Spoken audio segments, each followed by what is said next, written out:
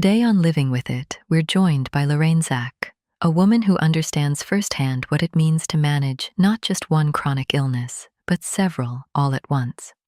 Born into a multi-generational history of thyroid disease, Lorraine began her own thyroid journey in her mid-20s, learning the hard way how powerfully one small gland can disrupt every part of daily life. Years later, she was diagnosed with ulcerative colitis, adding a second autoimmune battle to an already complicated health picture. After allergic reactions to early medications, seasons of Humira injections, and now ongoing infusions, Lorraine continues to adapt, endure, and press forward. Working 10-hour days as a certified pharmacy technician while managing unpredictable symptoms demands resilience, humility, and practical coping strategies.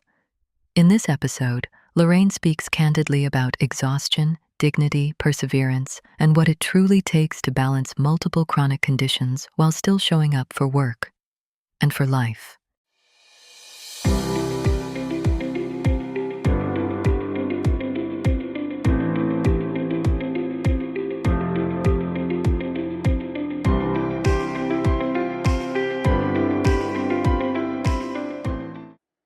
Well, welcome, and want you to meet Lorraine Zak. Today we're gonna be talking about ulcerative colitis and thyroid disease. Now, of thyroid disease, which do you have? I have hypo. You have hypo. Exactly. So So I have do a sluggish thyroid. right. So was that secondary to Hashimoto's? Um, the, I actually don't know. I know the Hashimoto's is worse. Okay, Um, because Hashimoto's typically results in hypothyroidism. yeah, the doctors have never actually told me. Okay. All I know is that I am like fourth or fifth generation. I mean, they can put it back all the way to my great grandfather that I know of. On being back in the 18th century then, I don't know if they even know what any of that was. So, Right. I, Sure. yeah. Sure. So what did it feel like when you first started noticing symptoms? Um, well, I noticed I started feeling more sluggish. I was starting to gain weight. I didn't have any energy. Um, my emotions were kind of going up and down everywhere. Um, yeah, I just knew something was wrong. Something was off. So I called the doctor and said, "Hey, what's going on with me?" And they said, "Well, I don't know. Let's run some blood tests." Right. So, and that's what they found out. Because I also, at the doctor, you have to write down the questionnaires. What in your family has what. So, Sure. and that happened to be one of mine. So they were like, "Well, let's test your thyroid." Right. So, and it came back as hypothyroidism. Right. And that's when your T4 is low. Is that right? Correct. Okay. And what do you take for that? I have been on levothyroxine for ever since the beginning, ever since my 20s.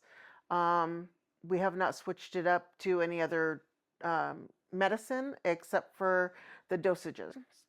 Um, of course, when you first start, they put you on the lowest dose, which I believe is the 0.5, I think, 0.5 or 0.05 micrograms.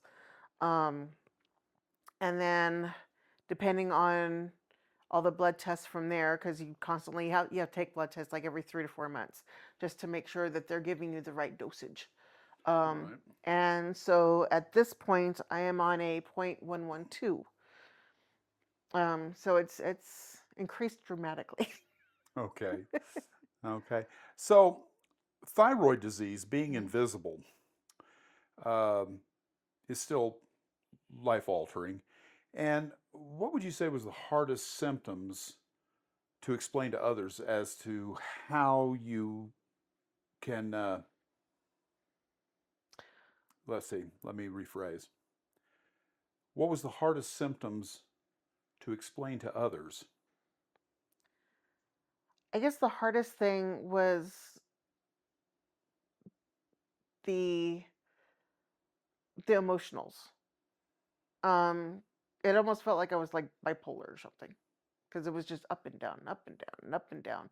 I'd cry, I'd laugh. I'd cry, I'd laugh.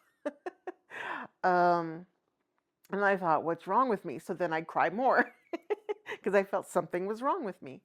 And so, like I said earlier, I I went to my doctor, and it's something you when you feel that something is wrong with your body, you need to go to the doctor. You need to figure out what the heck is wrong with you. Right. Because if you don't, you're just going to go in this little hellhole that you really don't want to be in. But you can tell. Oh, definitely. Yes. Yeah, you can definitely tell. It kind of comes on a little bit at a time with the thyroid, the disease. But it is progressive. So like I said, I mean, I started off, it was just like little things here and there that were just not right. And then, and of course, the older I got, the worse it was getting. I got a sit down job instead of being on my feet all the time. So then, therefore, I gained even more weight, and because I wasn't, exercising as much as I probably should have been.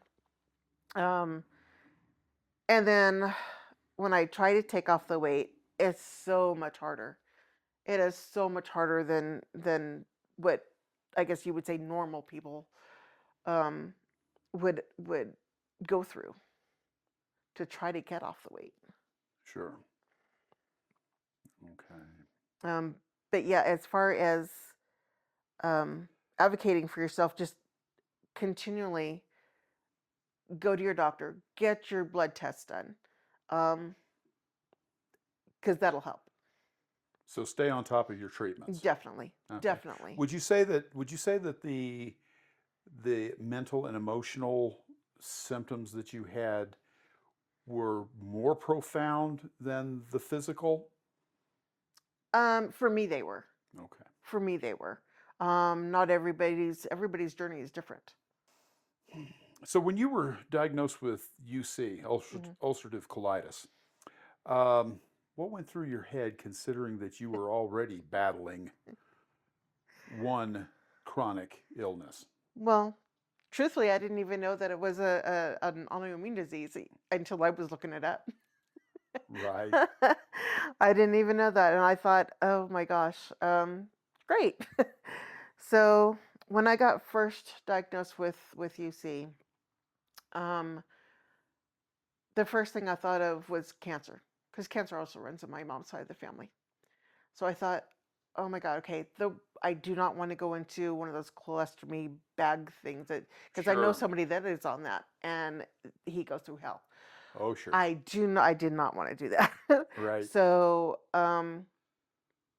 yeah, so I went to my doctor again, and I was telling her, hey, look, I'm having some bleeding, I'm having some other issues. What can I do? So she wrote me a referral for to go to a gastroenterologist. Okay. And of course, they did more testing, mostly blood test, and then also the colonoscopies. That for me is probably the hardest thing, is the colonoscopies, Sure. because that prep is horrible. The prep is awful. It is horrible to drink. Yes, it is.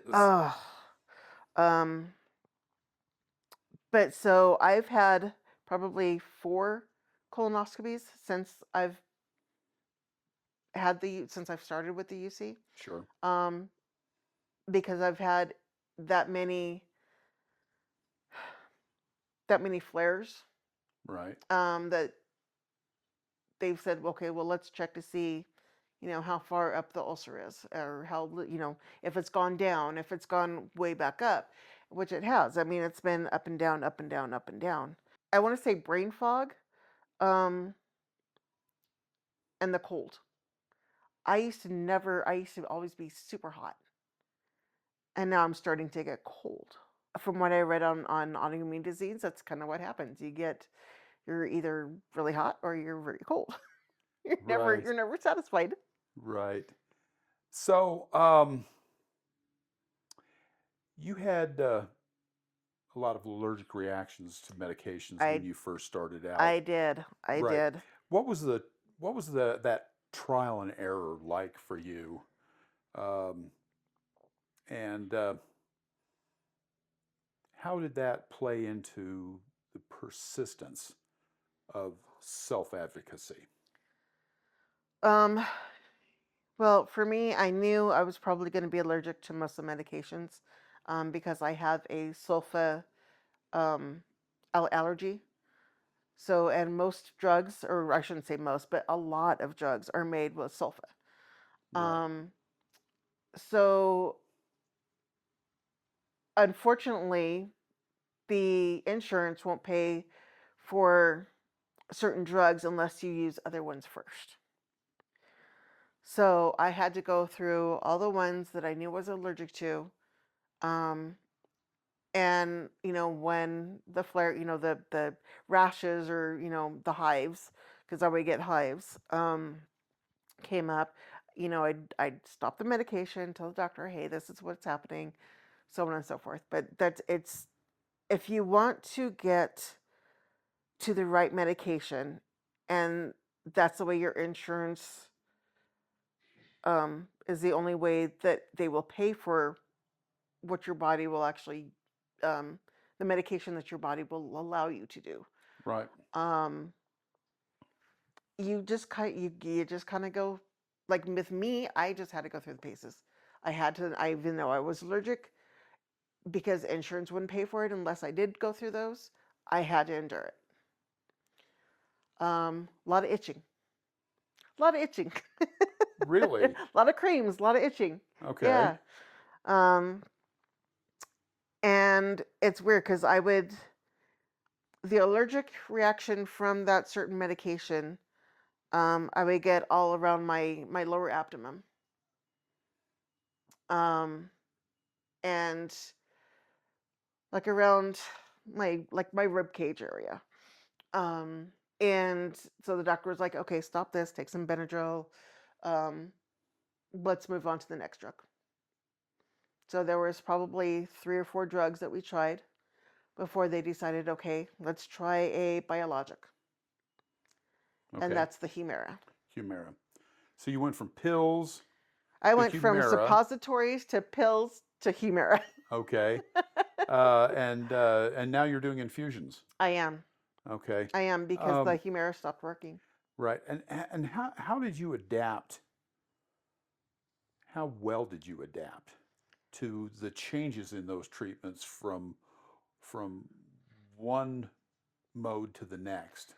For me, it was just kind of robotic. It was just like, okay, this is what we got to do.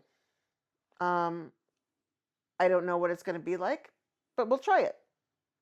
Okay. So that's what we're doing. The infusions are a little bit not as pleasant as the home shots, Right. Because the home shots is actually kind of like just doing a diabetic shock. The needles Right. are Yeah. thin. You just stick it in, pop it, and Right. wait 10 And so seconds, for and an you're good. infusion, but with an Yeah, infusion, you're talking about an IV. exactly, So you're exactly. talking So I about have to having go down to to the the infusion clinic, center. exactly, Sure. down to the clinic. Um, and since it's at the University of New Mexico Hospital, um, their their parking area is far away from the actual hospital. Right. So you have to walk all the way there and then go, and it's of course on the furthest floor up. um, and then once you're in So you're there, getting your exercise oh yeah, oh yeah, oh as yeah, you're oh going yeah, for your definitely. appointment. You're Okay. definitely getting your exercises. You're going to and from. Okay. Um, so and then they sit you in the chair and they have to prep you and everything. This the first the first 3 or 4 times I got my infusions, things went great. This last time, not so much. Um, so this last time, um, I I burst through a couple of veins. So yeah, so that was not fun. So they tried finding veins in my wrists, in this part of my arm, and I still actually have some black and blue on this arm from that explosion there. And I guess they call it popping a vein, I think is what they're calling Sure. it. So they didn't want to do it in my main vein, in my elbow. Antecubital. Yeah, because Yeah. you have a tendency to bend your arm and or, so it's Right. just it's hard to just sit there like this It's the easiest one to the whole hit, though. exactly the whole 3 or 4 hours I'm there. Um, but yeah, so that's eventually after 5 or 6 different tries everywhere. That's where they Yeah, eventually they had had to to go go. there. Yeah. Well, Lorraine, we are going to take a quick break, Okay. and then we will be back to talk some more about thyroid disease and ulcerative colitis. Be right back. Living with a chronic health condition isn't rare, it's the norm. 6 in 10 Americans live with at least one chronic illness, and 4 in 10 live with 2 or more. Living with it. Practical coping strategies for chronic health conditions cuts through the noise with clear, usable guidance. No cliches, no false promises. This book helps you manage daily symptoms, reduce stress, communicate better with doctors and family, and regain a sense of control over your life. If you're tired of just getting by, it's time to learn how to live well with it. Whether you're living with COPD, diabetes, Crohn's disease, sickle cell anemia, or any of the hundreds of other chronic illnesses, chronic illness doesn't belong to just one person. It reshapes an entire household. Living with it recognizes that truth. For patients, it offers practical ways to manage symptoms, protect mental health, and regain a sense of control when life feels dictated by diagnoses and appointments. It speaks plainly, without judgment, and focuses on what actually helps day to day. Living with it. Practical coping strategies for chronic health conditions is available at Amazon. Scan the QR code to learn more. Okay, we're back. We're talking with Lorraine Zak, and we're discussing ulcerative colitis, and thyroid disease. She is the first person that I have interviewed who had multiple comorbidities. So we're going to be talking about how she balances her activities and her treatments between the two, and we're going to find out which one has affected her the most. So, welcome back, Lorraine. So, when you're working 10-hour days as a pharmacy tech Mm-hmm.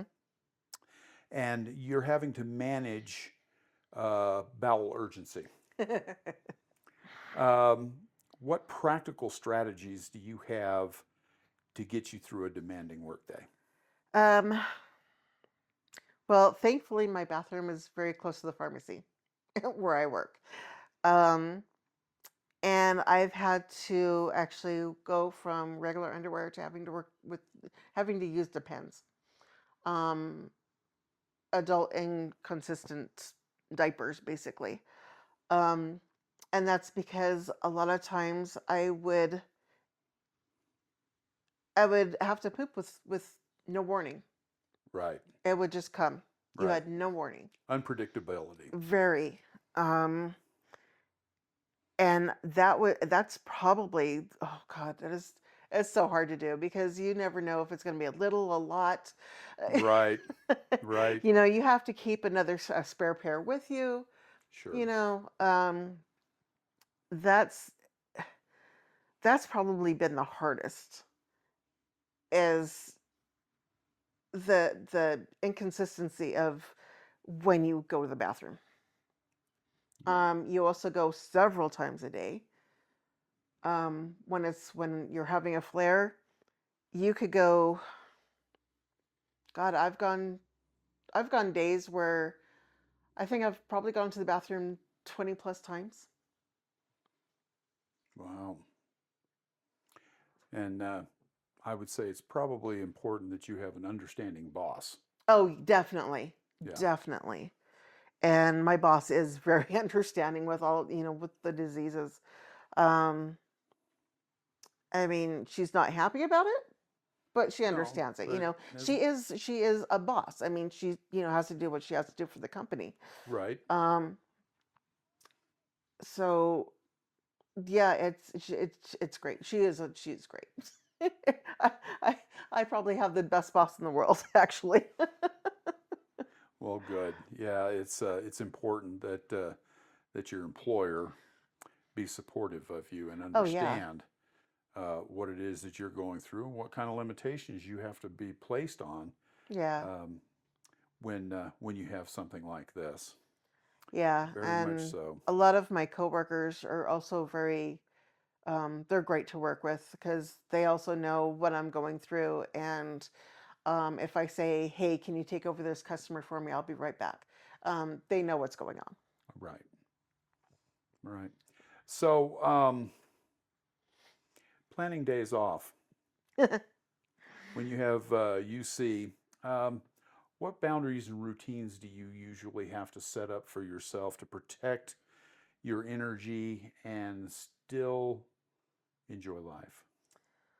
um, I enjoy life. I enjoy life as much as I can. I am a pretty happy person. I'm normally, I mean, I'm a talk. As you can see, I'm a talkative person. You can plan something, and depending on how you feel, is whether it's going to go right or not. Right, Um, you have to make sure you don't eat certain things for days before it happens. Before your day off, sure. before you go and plan something. Um, if you're planning for a trip, tell you what, don't eat a lot of fiber. Do not eat a Right, lot of fiber. right. Well, one of the things that seems to be a recurring theme with most people with most chronic health conditions Hmm. is it places limitations on what you can do, what you can plan to do. Hmm. Um, so you really can't make plans. No, you really can't. And Yeah, it is like a spur of the moment thing.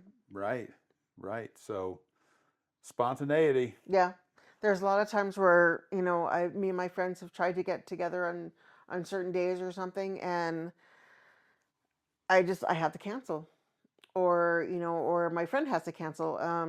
I have another friend that has um, another disease, fibromyalgia.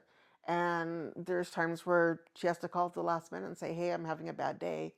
Can we, reschedule?" And it's like, of course, because Right, I mean, yeah, I mean, if you don't do that for your friends, then you're not a right. good friend. And then you You're have just not a to good friend. you have to synchronize your good Yes, days. yes, Yes. So if you yes, synchronize your good days, then everything will work out yes, fine until it doesn't. yeah. Right. The worst part too is that because I love vegetables, especially raw vegetables. Okay. Can't eat them as much as I used to be able No, to. no. Not at all, hardly. So I have to, if I'm really craving a vegetable, especially like broccoli or um, cucumbers, something like that. I have to have several days off Right, before I actually eat them. Otherwise, I'm just not going to make it through. right. So have you been able to adjust your diet any so that it causes fewer symptoms at certain times to allow you to do things that you're wanting to do? Um, yeah, and unfortunately, it's not something that's going to help you lose weight either. I've been having to have more, or I should say, less fiber, less salad, less fruits, less vegetables, in case there's, something that happens. I've been having to eat a lot more carbs because that seems to, proteins and carbs tend to not cause the flare.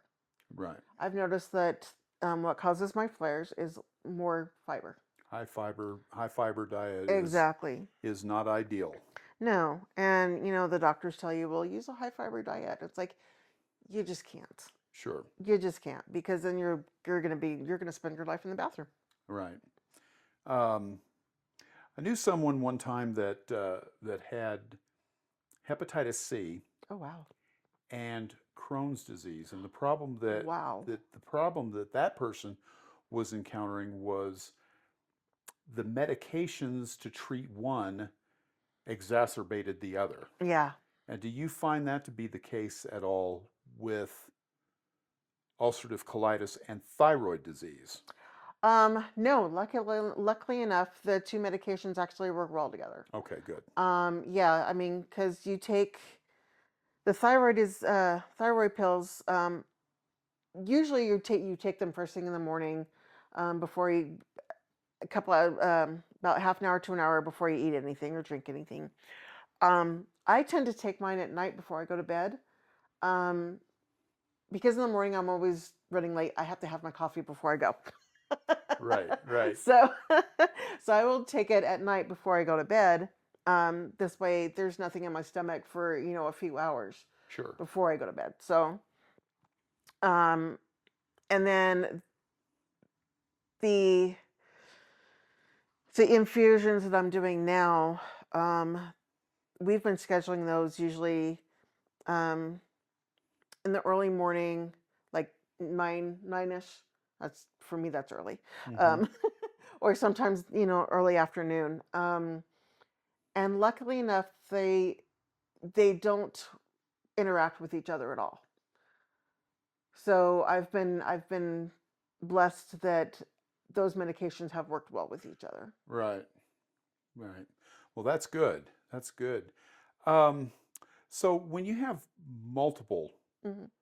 chronic conditions like you do Hmm. with the thyroid and the UC, um, how do you balance treatments with the fatigue and the mental health issues uh, so that they don't become overwhelming? Um, Sometimes you don't. Sometimes it is overwhelming, and sometimes you just gotta cry. You just gotta let yourself feel what you gotta feel. Right. Because if you don't, you're hurting yourself. You gotta listen to your body. You gotta know what you gotta do to maintain your sanity, basically. Um, I know with the thyroidism, who knew that a little gland could cause so much havoc in a body? Um, you It plays with your emotional system a lot.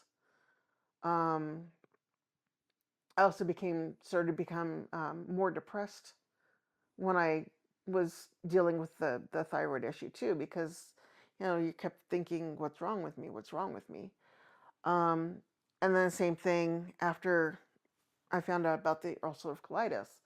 There's days I'm just dragging, um, and I will cry just because I need to let out. I need to let it Sure. out. There's times where I've been at work, and during our half-hour lunch, um, I go to my car and I just cry. And it's just because it just gets so overwhelming, Right. and it's okay to do that. Yeah.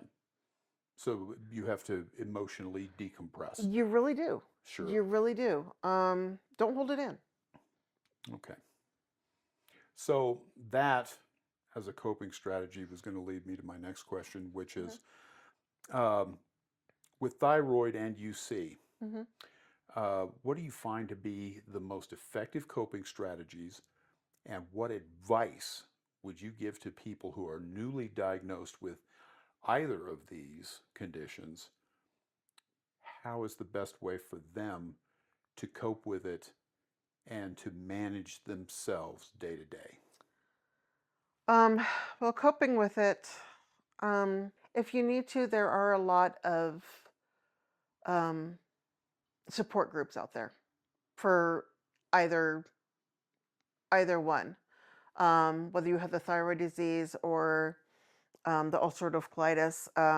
There's also support groups for a lot of other diseases. Um, if you get that bad where you just need to go do that, um, me, I have a great support group myself, my family and friends. If I'm having just a really, really shitty day, um, I will tell, I will tell them, hey, look, I'm not having a good day. And they'll be like, okay, it's fine. Right. Um, you kind of, you just gotta cope with it. Sometimes you just, I wish I could say, that this is going to be easy. Right. It is not easy. Right. So basically, people are going to have to find their own coping mechanisms Exactly, because everybody's because different. everybody's different, Everybody's different. and what works for you may not work for them. Exactly. But stay on it. Yeah. Stay with whatever regimen you and the doctor decide is best for you.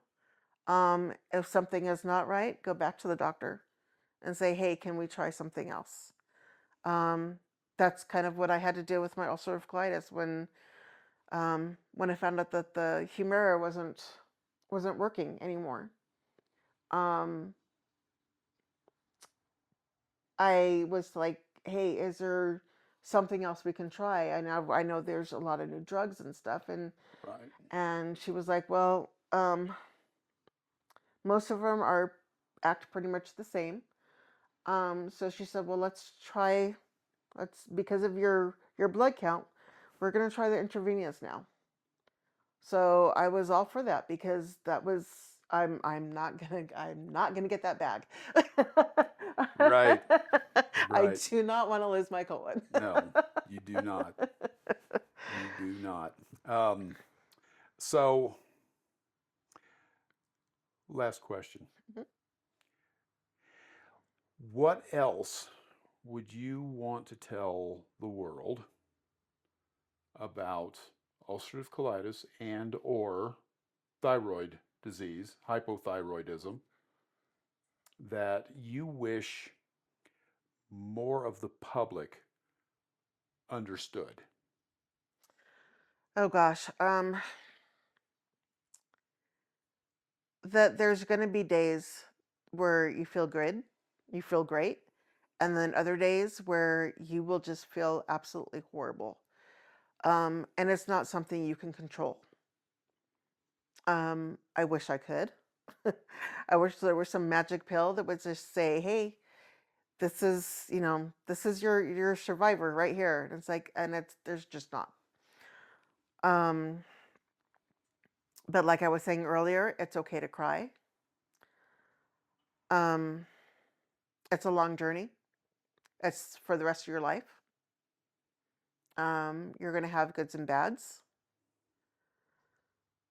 Um, try to stay positive. I know that's kind of a cliche, but if you don't, if you just keep on the woe is me, it's going to drag you down and you're going to get lost. Right. Lorraine, I want to thank you for taking the time to talk with me, Well, thank you for interviewing. to telling the world your story. And I want to remind the people out there to please subscribe to the channel. If you have any questions about thyroid disease or ulcerative colitis, or for that matter, any other chronic illness, please leave us a message in the comment section below, and we will get back to you. Thank you, and have a good day. Bye. Goodbye.